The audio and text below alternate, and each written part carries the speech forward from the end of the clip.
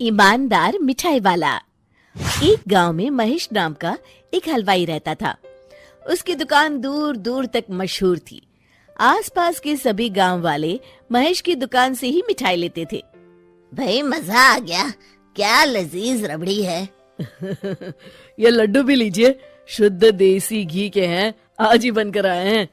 लाओ भाई लाओ, 1 किलो लड्डू भी पैक कर दो। महेश का एक बेटा था रवि। रवि ने पढ़ाई छोड़ दी थी और वो दिन भर घर में ही बैठा रहता था। उठ बेटा रवि, आज मेरे साथ दुकान पर चल। मैं वहाँ क्या करूँगा पापा?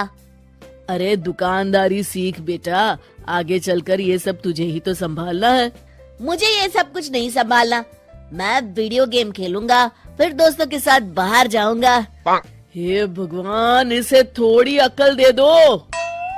ऐसे ही चलता रहा तो आगे न जाने इसका क्या होगा।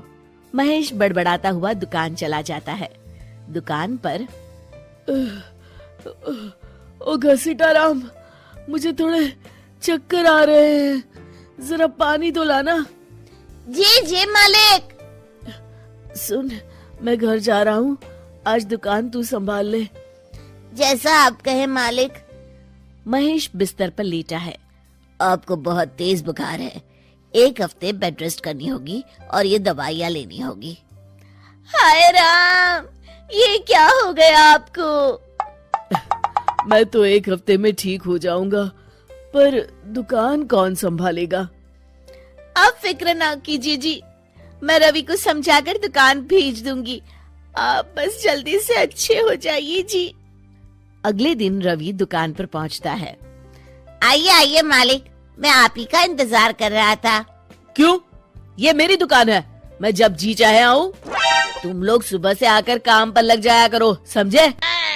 जी जी जी मालिक, दरअसल लड्डू बनाने हैं तो घी लेने जाना है, 5,000 रुपए दे दीजिए। 5,000? तुम्हारा दिमाग तो ठीक है? इतने महंगे लड्डू बनाएंगे तो मुनाफा क्या होगा? पर देसी घी भी तो बहुत महंगा है ना मालिक। क्या जरूरत है देसी घी की? डालडा ले आओ। पर मालिक। मुझसे बहस मत करो, जितना कहा गया है करो। और क्या क्या बन रहा है? मावे की बर्फी मालिक। मावा मावा मावा, हाँ। तभी उसकी नजर एक डब्बे पर पड़ती है। ये क्या है? ये रवा है मालिक। एक काम करो, हर 1 किलो मावा में 200 ग्राम रवा मिला दो। पर बर्फी का स्वाद बिगड़ जाएगा मालिक। जितना कहा है करो, अब जाओ यहाँ से। अगले दिन। क्या बात है रवि बाबू, आपके पापा दिखाई नहीं दे रहे? अब उनकी तबीयत खराब है। अच्छा भाई अच्छा, बस उन्हें ये बताना था कि वो आज आए नहीं तो उनकी मिठाई बड़ी बेस्वाद लग रही है। लेना है तो लो, वरना चलते बनो। अरे अरे अरे, ये कोई तरीका है ग्राहक से बात करने का? चलो भाई चलो, यहाँ से चलो। अगले दिन।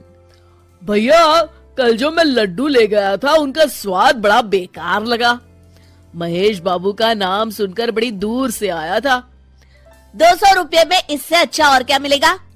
सुबह सुबह मनहूस बातें मत करो। कुछ लेना है तो लो, वरना फूटो यहाँ से।